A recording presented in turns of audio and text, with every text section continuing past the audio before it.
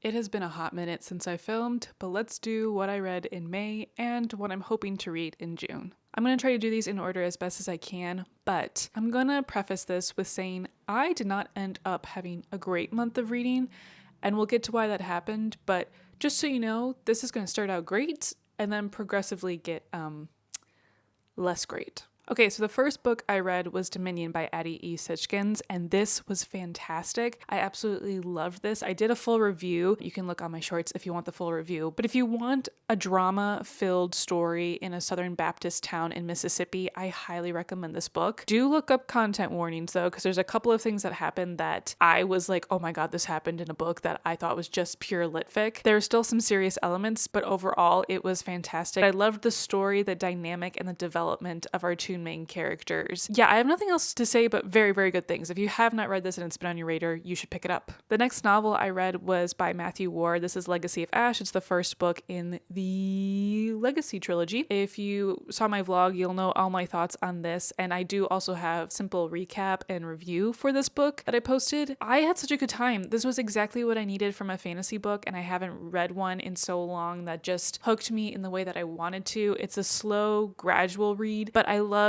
the dialogue, I loved the characters we met, and I specifically loved the secondary characters a lot. I wouldn't recommend this to every reader, but if you love high adult fantasy books and you also like it to be slow sometimes, this is definitely a trilogy you should look into. The next novel I read was The Works of Vermin by Huron Inez. I think that's how you pronounce their last name, but I'm not entirely sure, so forgive me. I absolutely loved this book. It was a 5-star horror book. I can't even fathom still how to explain it, but I did a really good review that a lot of people enjoyed, so thank you to everyone who said that. If you are looking for a horror book that is beyond horror and focuses a lot on queerness and love and classism, this is the perfect book for you. Truly, it's phenomenal. The writing's incredible. The characters they're gorgeous. They're wonderful. You will simply fall in love with everything about it. If it's on your radar, you should read it. The next novel I picked up was Demon in White. This is the third book in the Sun Eater series, and ooh, do I have some thoughts. Now, I know at the moment that this is going to be published, I don't believe my review is going to be out for this book yet, because when I did finish this book and when I was planning to review it, I got sick. My thoughts are, yes, it's a good book, but I did not love the ending of it, and I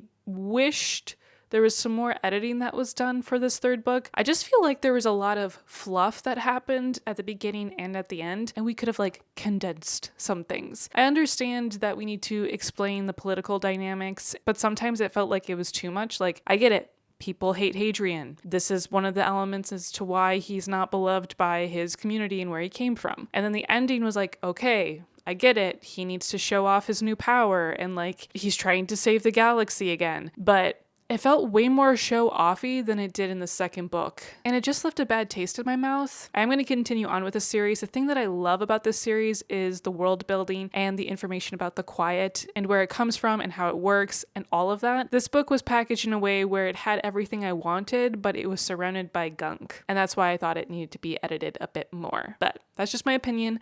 I do know a lot of people love this, and this is their favorite book out of the series, but for me, it was a little bit of a letdown. I will say, though, meeting the Emperor, I think he's pretty cool, and I think he's a good emperor. I just wish the rest of the politics wasn't so harshly negative. We can still have politics and it not be a bore or aggravating all the time. Just my opinion, though. So the next novel I read was Bat Eater and Other Names for Cora Zhang by Kylie Lee Baker. This was a great read. I had a phenomenal time. I do think it suffers from the middle part of a book being a little bit too slow, but I enjoyed it immensely. I absolutely loved our main character, Cora. I loved the premise of the story. I loved how much Chinese folklore was added into it and the perspectives we got from her friends and knowledge about Chinese culture along with what was happening to Asian Americans or just Asians in America during COVID-19. I really enjoyed this horror/thriller story. I've seen it be labeled for either or both genres, but I would say it's more under horror, especially with how detailed some of the gore is talked about. But the end was definitely thrilling. Oh my god, I think the last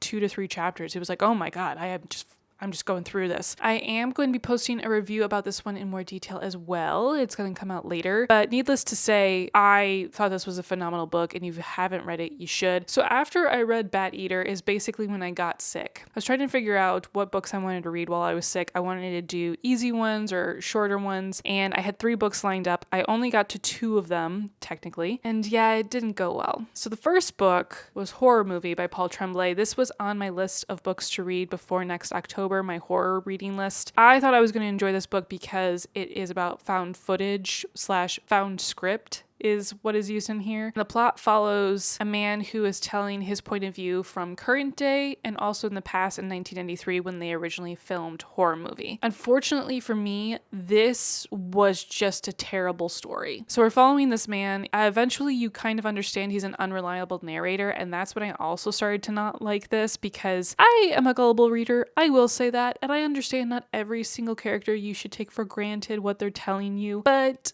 when it comes to horror and thriller books, this is a narrative that happens a lot, and I prefer not to have that. So when books have unreliable narrators, I don't necessarily love them because usually it means that whatever I'm reading, I can't believe is true. I don't have another perspective to see what is truth or maybe is closer to the truth. I'm just getting it from one character. I think that's what suffered with this book is that we only had his perception on things, and I don't even know what was real at all. I don't know if this was just a fever dream. I don't know if at the end he actually did the things he did or if in the end he was just trying to sell his book. Like, I truly don't know. It upsets me that I wasted my time with this book. I don't know if I should have DNF'd it. It was so short, and like I was starting to feel halfway through like, well, what's going to happen? Someone dies on this movie shoot and I know who it is by now, but like, how did we get here? Like, how did we end up with this person being our narrator and like what's happening in the future? So I was invested enough into the mystery of it all. But then when it happened, the ending happened, I remember just sitting at my desk because I was listening to the audiobook and I was just like, really? That's how you're going to end it? So I don't want to give it away in case someone else who is watching this wants to read this book, but I would give it a pass. This was not a good horror story. Okay, so the last novel I read in May was Japanese Gothic by Kylie Lee Baker. So I grabbed both of these books around the same time, and when they were ready at the library, I got them at the same time, and I was very excited about that because I was like, oh, okay, I'll read Bat Eater first, and then I'll do Japanese Gothic because that's the publication order. I'm glad I did that because I don't know if I would have read Bat Eater if I read Japanese Gothic first, because I DNF'd this book and I feel really bad about it. I have so many mutuals that loved this book and they were hyping it up and they were saying it was a great read. I will also say half of them were not horror readers and then half of them were. So I was getting this vibe of like, okay, I should probably read this book then. It seems like it could be a good vibe. And then I realized halfway through this book, I did not like it and I DNF'd it around 60%. The story is following 2 characters. One is named Lee and the other one is Senna, I believe.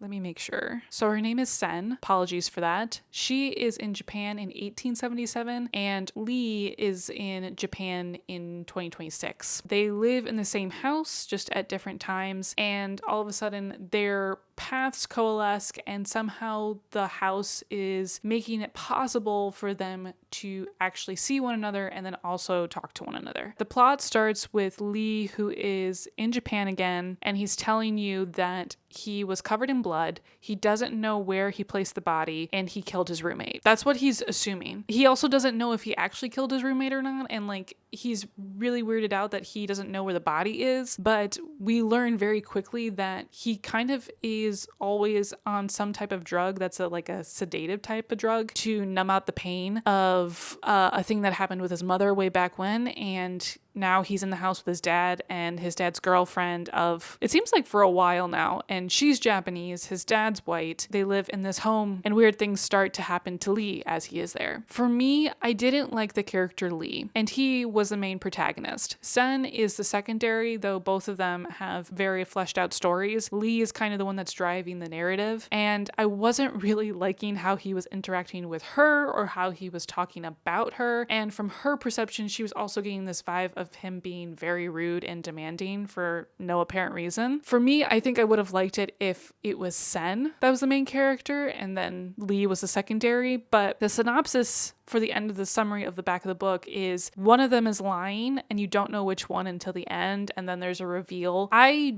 don't know what that reveal is. I never got close enough. I didn't care about the mystery, and I think that was also the problem. A lot of the drive for Lee was to get in contact with the spiritual world, spirits, ghosts, what have you, so that he could find his mom, who he presumes is dead, and he's trying to figure out what happened and if he can get in contact with her. Though I empathize with that, I just didn't find it interesting enough for me to complete the story. I don't know if I'm going to look up what the ending is, because a lot of people say the ending is wild and very unexpected. I just wasn't driven enough to finish it, unfortunately. So I don't think Kylie Lee Baker is an absolute no when it comes to picking up her books. I just found Bat Eater to be better than Japanese Gothic when it came to what I was interested in exploring with the character and their story. So Japanese Gothic could be for you. Honestly, a lot of people liked it. I'm in the minority here of not liking it / DNFing it. So there is a possibility that you will enjoy it. So those were the novels I read in May. Manga-wise, I was continue reading Berserk and Vagabond. I have slowed down my reading when it comes to Vagabond because I find it to just be a slower read, and I kind of like the pace being slower to consume it. So that's what I'm going to keep undoing. As of right now, I think I'm at the end of this big deluxe volume. Yeah.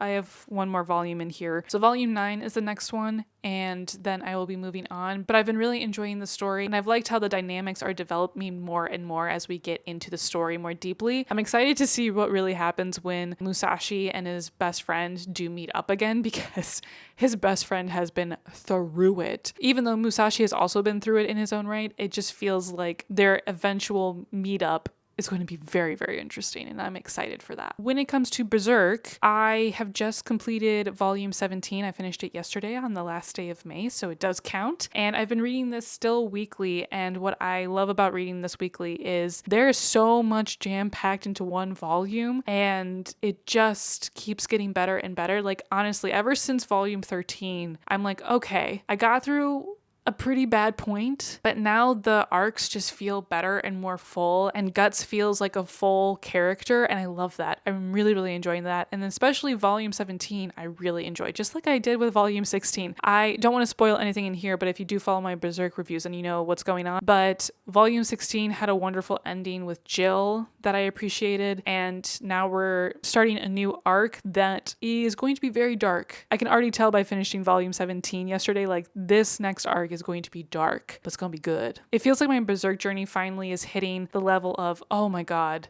I can't wait to read the next volume. And that's great, because I was very apprehensive during that whole golden arc scenario. Oh my god. But yeah, I'm very excited for the new arc that we are currently in. Okay, so here's the problem. I am currently in kind of a mini reading slump that could go into a full reading slump, and I'm really, really trying to push through it in a way that's gentle, kind, but also still continuing to read. So the one book that I wanted to get to in May, but I unfortunately didn't get to, was Exhalation by Ted Chiang. I'm unsure how to pronounce his last name, but these are 9 short stories in the genre of sci-fi, and this is on my sci-fi list that I wanted to get to this year, and I just got the audiobook from my library literally last night, so I feel like this is destined. We are going to start with this. These are short stories. It's like about 350 pages, I want to say, this book. I can take these short stories in, have a breather, don't feel pressure to like finish an 800-page book type of deal. So I think this is going to be a very good start for June. June is also Pride Month here in the United States, so I also want to pick up some books that have LGBTQIA plus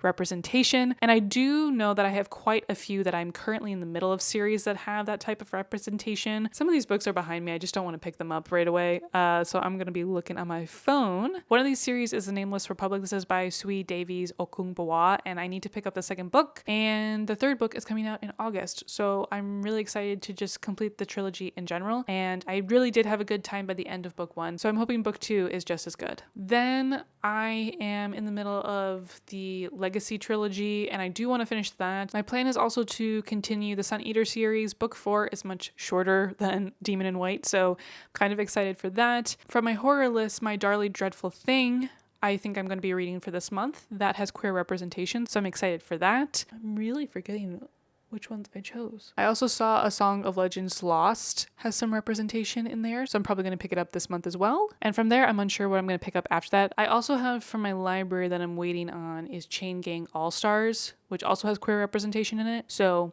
maybe I will win the lottery and get all of that done this month. That would be exciting. But yeah, I'm not going to push myself in June as much as I have been pushing myself with reading in the past few months. I think I'm starting to slow down because my normal intake of books is usually 4 to 5 books a month. And lately I've been hitting over 10 every single month since the beginning of this year. And I think I'm starting to finally feel it. And I may need to just take a breather, and that's okay. My hope is that I will get through this slump. It'll just be a small one and we'll keep pushing, but no guarantees. So that is it for my video. Thank you so much for watching. Let me know what you guys read in the month of May and what you're planning to read for June, and I will see you in the next video.